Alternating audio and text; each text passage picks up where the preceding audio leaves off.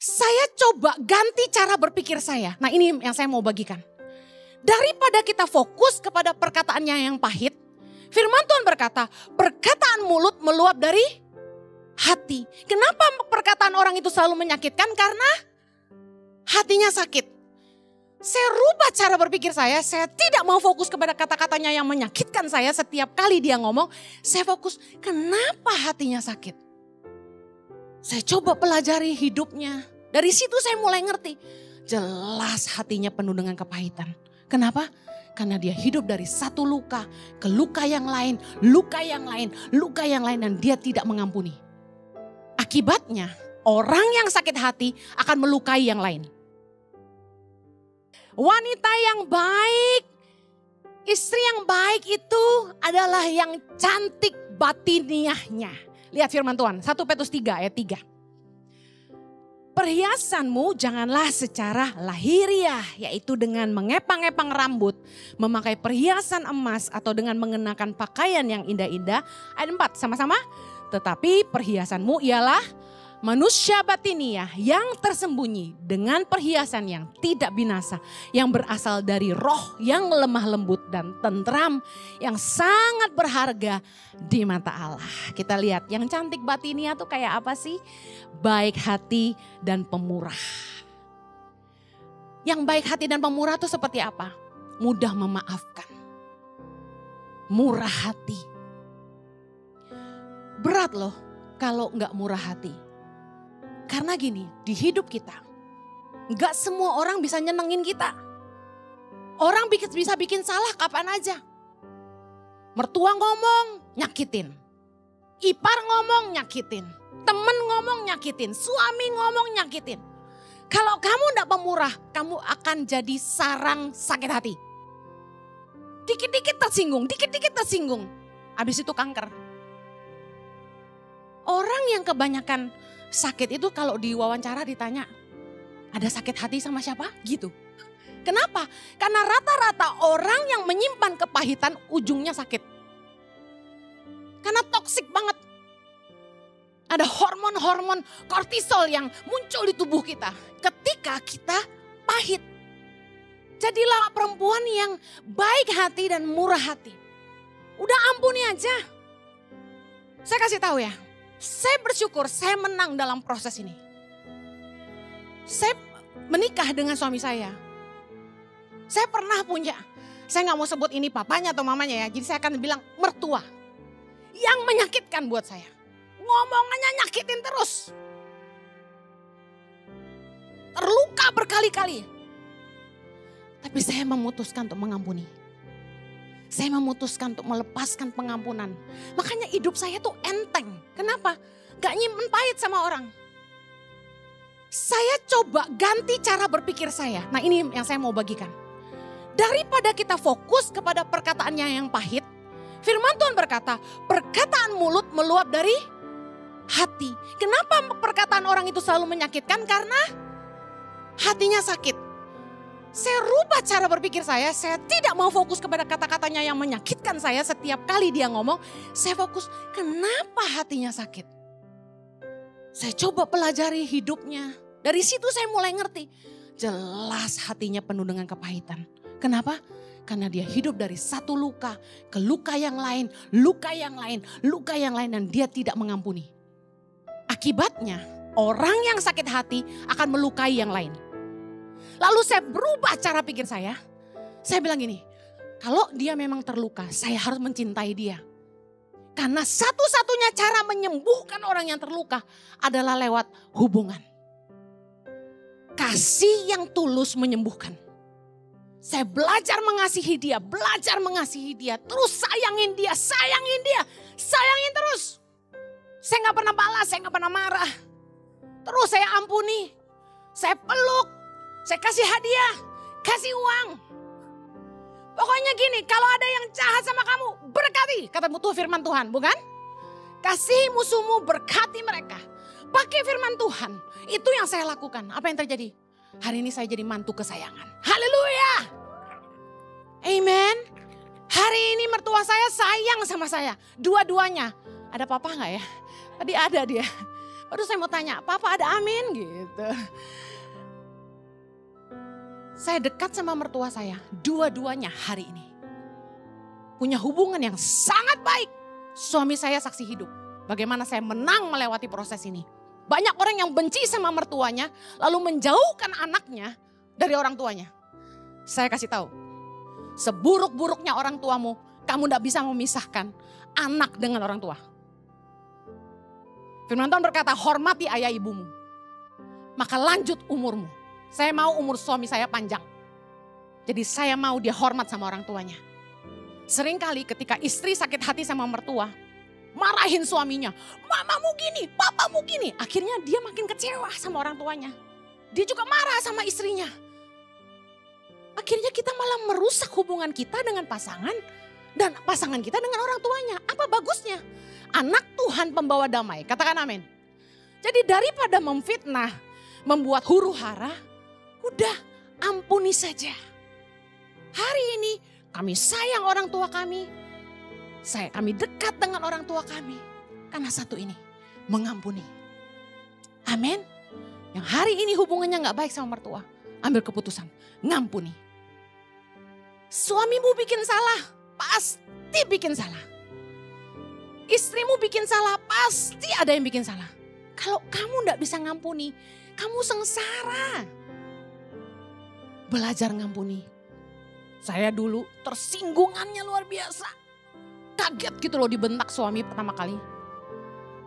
Saya dibentak tuh gak bisa. Kesel gitu loh. Keselnya tuh keubun-ubun. Kalau saya marah sama Jojo gitu ya, sampai kebawa mimpi. Saking gak bisa tak lawan, tidur malam itu kebawa mimpi. Dia lagi tidur tak pukul gini. Jahat kamu. Terus aku tidur. Jadi dia bangun kaget. Kenapa kamu? Gak, soalnya di mimpi aku kamu jahat banget. Nah, saya belajar. Sudahlah. Ayo sama-sama bilang, perempuan-perempuan bilang gini. Sudahlah. Kebaskan. Jangan disimpan. Wah, dibentak tuh gak enak tahu. Misalnya dia lagi nyetir ngebut gitu. Suamiku ini kan pembalap yang baru bertobat. Sudah tobat kan kamu sayang? Dia ngebut gitu, nah saya kan takut. Itu truk, harusnya kita ngerem, betul? Jaga jarak aman, ikuti peraturan lalu lintas. Kalau kuning itu hati-hati, buat Jojo lebih kencang lagi. Jadi waktu dia ngebut gak karu-karuan mendekati truk di depan. Saya tuh, Jo, saya pegang dashboard, kaki saya ngerem. Oh, Jo. Terus dulu Eksa masih kecil, saya pangku. Jo, kamu kacau ya, ada anak kamu nih tidur di depan. Terus dia bilang gini, taruh di belakang, gitu. Kalau saya udah panik gitu di mobil, dia kan rese. Karena kan lagi nyetir konsentrasi kan.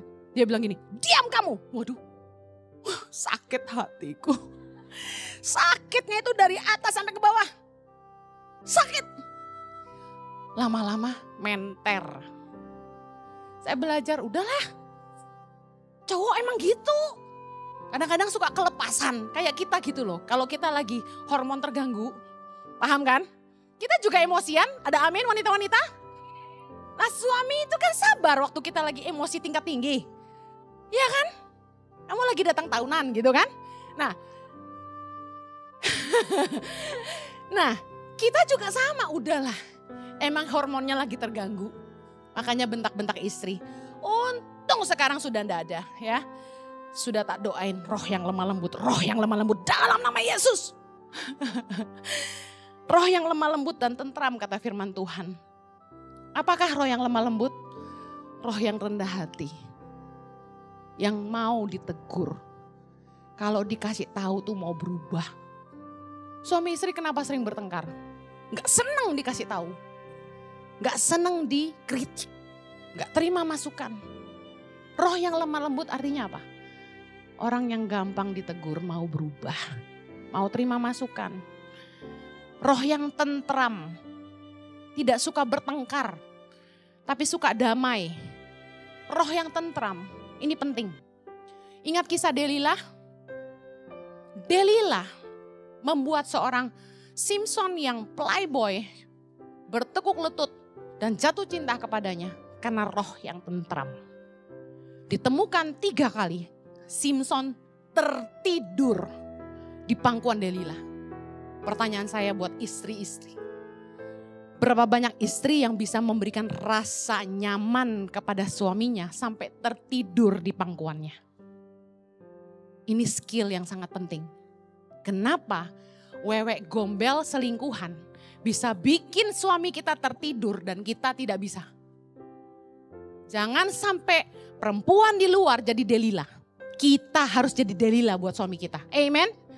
Buat dia tertidur di pangkuanku. Bobok sini. Diusap-usap, amin. Saya udah kasih tekniknya ibu-ibu. Malam-malam dia lagi main HP, gak pedulin kamu. Sini sayang. Weh, samperin. Terus kepalanya tak rebahin ke badan saya. Sini. Weh, dia nyender gitu. Enak kan? Ngapain? Kasih serum dulu. Ya, pijit ya. Udah, belum. Ambil lagi, digosok matanya. Ini loh yang kerut-kerut biar tambah ganteng ya. Pijit. Enak kan dia? Terus tak tepok gini. Udah tak urusin, awas dipegang orang. Kita harus bisa memberi rasa nyaman. Jangan sampai pulang ke rumah bukannya nyaman, suami malah gak pulang loh. Tiap kali pulang istri bertengkar. Baru sampai pintu, grewekan. Tagihan belum bayar, anak begini, anak begitu. Kamu dari mana, pulang jam berapa, bla bla bla bla bla bla. Sakit kepala baby. Makanya gak heran, suami-suami lebih seneng cari kerjaan di luar kota. Kenapa? Tenang. Peaceful. Dan di luar mereka dihargai. Siapa? Bapak mau minum apa? Waduh, bapak makin kurus. Ganteng sekali. Bapak mau makan apa? Di luar dihargai. Pulang ke rumah? Kira-kira pulang apa enggak yang kayak gini? Firman Tuhan berkata, Amsal 27 ayat 15. Seorang istri yang suka bertengkar serupa dengan tiris yang tidak henti-hentinya menitik pada waktu hujan. Tik tik tik tik tik tik tik gak berhenti. Hujan rintik sih enak bunyinya, tapi omelan istri gak ada yang enaknya.